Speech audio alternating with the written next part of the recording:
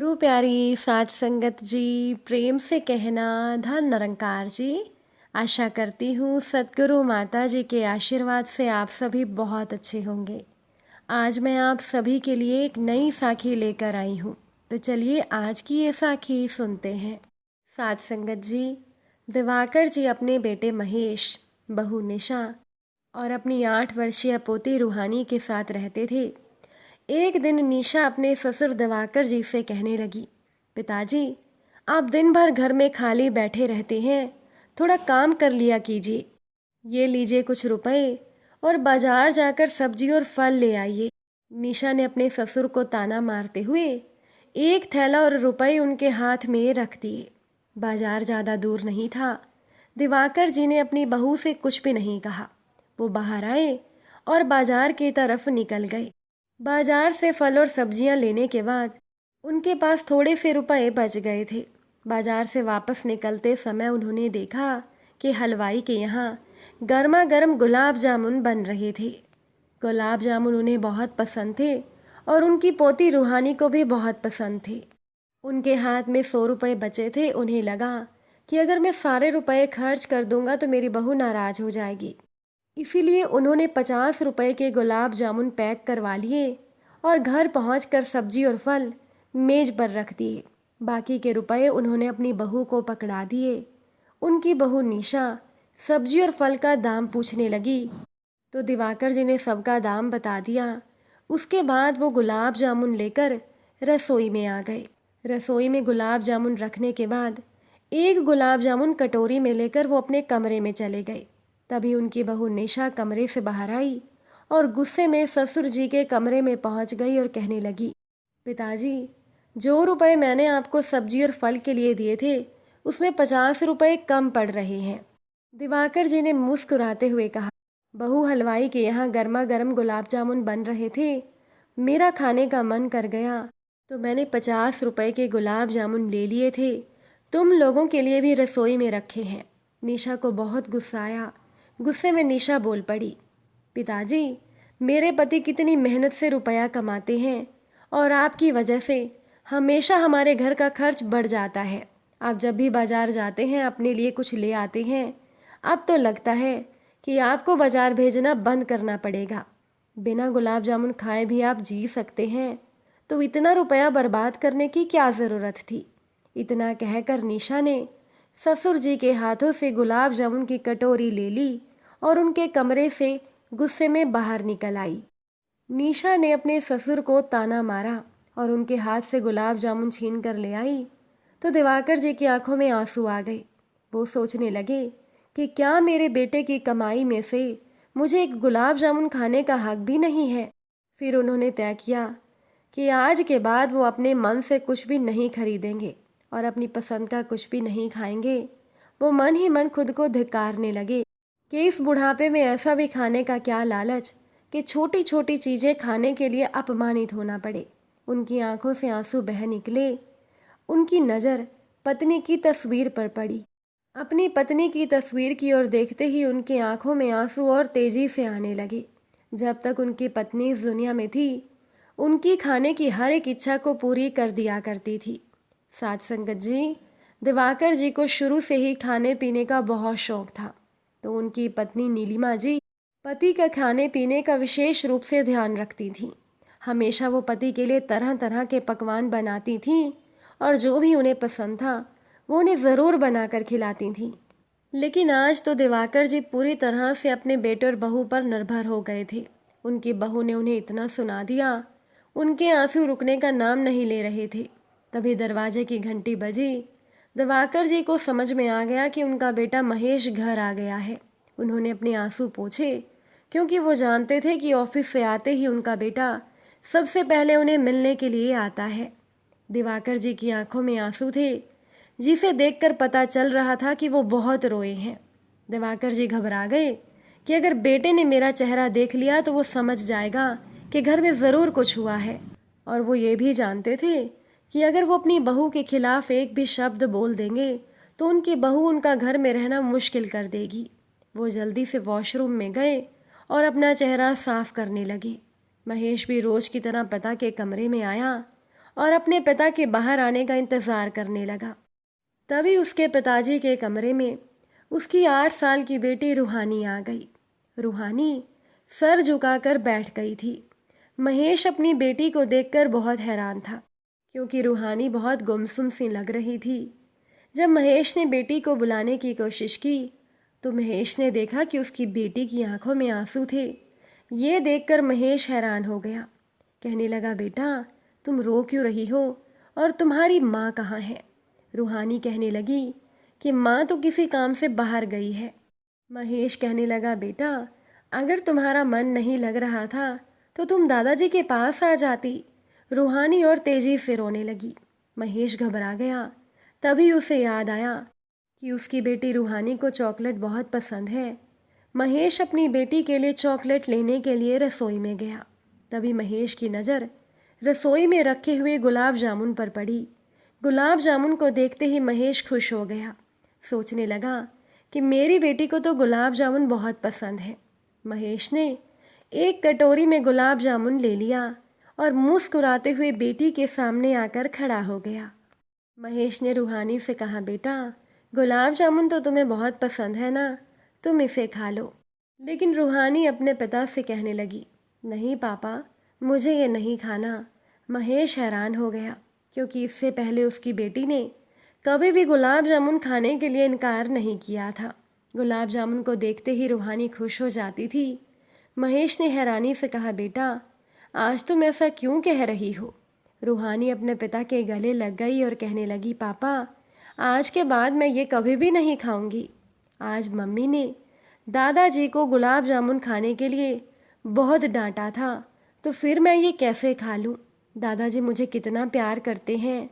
जब दादी जी इस दुनिया में थी तब दादा और दादी मुझे दोनों बाजार लेकर जाते थे, और जब भी मेरा कुछ खाने का मन करता था तो दादाजी मुझे दिलवा देते थे। लेकिन आज दादाजी खुद गुलाब जामुन के लिए बहुत रोए हैं, तो मैं भी ये नहीं खाऊंगी। फिर धीरे धीरे रूहानी ने पिता को सारी बात बता दी जो निशा ने अपने ससुर जी से कही थी। अब बेटी की बातें सुनकर महेश को बहुत गुस्सा आया। महेश ने रूहानी से कहा, बेटा तुम चिंता मत करना, आज के बाद इस घर में तुम्हारे दादाजी को कोई कुछ भी नहीं कहेगा। थोड़ी देर में निशा भी घर पर आ गई। महेश को देखते ही वो चाय नाश्ते की तैयारी करने के लिए चली गई। महेश ने अपनी बेटी से कहा, तुम थोड़ी देर यहाँ पर खेलो, मैं अभी आता हूँ। अब रूहानी भी शांत हो चुकी थी। वो अपना मन बहलाने लगी तो महेश सीधा रसोई में पहुँचा। अब महेश के चेहरे पर गुस्से के भाव थे, जिसे देखकर निशा ने हैरानी से कहा, क्या बात है, आज तो आप काफ़ी परेशान लग रहे हो। अब महेश ने निशा से कहा, तुम्हें मेरी खुशी या परेशानी से क्या मतलब है? निशा ने कहा, तुम मेरे पति हो, तुम्हारी परेशानी या खुशी से मुझे मतलब नहीं होगा तो किसे होगा? महेश ने दुखी होकर कहा, अगर ऐसी ही बात है तो तुम ये क्यों नहीं समझती? अगर मेरे पिताजी इस घर में खुश रहेंगे तभी मैं खुश रह पाऊंगा। तुमने मेरे पिताजी को आज बहुत रुलाया। निशा को भी गुस्सा आ गया। वो कहने लगी, अच्छा तो पिताजी ने आते ही मेरी शिकायत कर दी। तभी तो मैं कहती हूँ कि बुढ़ापे में इंसान पागल हो जाता है। वो तो हम ससुर और बहू के बीच की बात थी, तुमसे कहने की क्या ज़रूरत थी? क्या वो मुझसे डरते हैं जो वो मुझे जवाब नहीं देते? महेश ने निशा को समझाते हुए कहा, देखो तुम मेरे पिता को समझ नहीं पा रही हो। तुम आखिर मेरे पिता के साथ ऐसा व्यवहार क्यों करती हो? मेरे पिता ने मुझे कुछ नहीं कहा, बल्कि हमारी बेटी ने ये सब देखा और वो तुम्हारे व्यवहार से बहुत दुखी थी। तुम्हें पता है वो अकेली बैठकर रो रही थी। तुमने इतना भी नहीं सोचा कि उस मासूम सी बच्ची के मन पर इन चीज़ों का क्या असर पड़ेगा। उसने ही मुझे सब बताया है। मेरे पिताजी तो इतने सीधे साधे हैं कि आज तो शाम को मेरे ऑफिस से वापस आने के बाद वो मुझसे मिले तक नहीं। शायद वो अपना रोया हुआ चेहरा मुझे दिखाना नहीं चाहते थे। अगर पिताजी मुझसे तुम्हारी शिकायत करना चाहें तो उन्हें कौन रोक सकता है? लेकिन फिर भी मेरे पिता ने कभी तुम्हारी शिकायत नहीं की। अब ये तुम ही जानो कि तुमने आज तक मेरे पिता के साथ कैसा व्यवहार किया है। आज मेरे पिताजी ने खुद के लिए गुलाब जामुन खरीद लिया तो तुम्हें बुरा लग गया। अरे सोचो कि मेरे पिता ने मेरे लिए कितने संघर्ष किए होंगे। मुझे तो खुद भी नहीं पता कि मेरे पिता ने मेरे लिए कितने त्याग किए हैं। लेकिन एक बात मुझे याद है, जो मेरे बचपन की बात है। मैं तुम्हें बताता हूँ।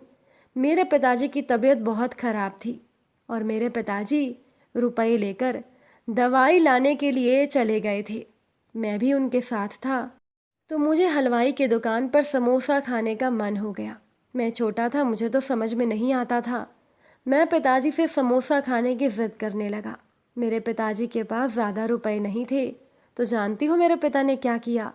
अपनी दवाई छोड़कर उन्होंने मेरे लिए समोसा खरीद लिया। जब मैं बड़ा हुआ तब मुझे एहसास हुआ कि मेरे पिताजी ने ऐसा क्यों किया था। घर आकर वो बेचारे दर्द से तड़पते रहे। घर में और रुपए भी नहीं थे कि वो दवाई खरीद सकते। किसी तरह वो बेचारे सो गए, लेकिन मैं तो समोसा खाकर ही मगन था। जब मुझे इस चीज़ का एहसास हुआ तब मैंने तय किया कि बड़ा होने के बाद मैं अपने पिताजी को किसी चीज़ के लिए तरसने नहीं दूंगा। उनकी हर ज़रूरत का ध्यान रखूंगा। और अब तो मैं अपने पिता की बदौलत अच्छा खासा कमा रहा हूँ। तो क्या मेरी कमाई पर मेरे पिता का इतना भी अधिकार नहीं कि वो अपने बेटे की कमाई से अपनी पसंद से कुछ खा सकें? अगर सच में मेरे पिता को ये अधिकार नहीं है तो फिर मेरी ये कमाई किस काम की? मेरे पिता की परवरिश का कर्ज मैं कैसे चुका पाऊंगा? तुम भी तो एक माँ हो ना, और मैं भी एक पिता हूँ। अब तुम भी जानती हो कि तुम बच्चे की परवरिश कैसे कर रही हो। कल को जब तुम्हारी बच्ची बड़ी होगी और वो कमाएगी और भगवान ना करे तुम इस दुनिया में अकेली रह जाओ, और तब तुम्हारी बेटी का पति ऐसे ही छोटी चीज़ों के लिए तुम्हारा अपमान करे और तुम पूरी तरह से अपनी बेटी पर निर्भर हो जाओगी, तो तब तुम्हें रोना नहीं आएगा? क्या शादी होते ही एक बेटा केवल पत्नी का होकर रह जाता है? क्या उसका माता पिता के प्रति कोई फर्ज नहीं बनता? अब निशा की आंखों में आंसू थे। उसे अपने किए पर पछतावा हो रहा था। निशा कहने लगी, मुझे माफ़ कर दो महेश, मुझसे गलती हो गई। मुझे तो यही लगता था कि तुम पैसा कमाते हो और पिताजी हमारे ऊपर बोझ की तरह हैं। इसीलिए जब वो अपनी मर्जी से कुछ खरीद लेते थे तो मुझे बुरा लगता था, और आज मेरा गुस्सा फूट पड़ा। मुझे ऐसा नहीं कहना चाहिए था। सच में उन्हें बहुत दुख हुआ होगा। मैं अभी जाकर उनसे माफ़ी मांगती हूँ। इतना कहकर निशा आगे बढ़ने लगी।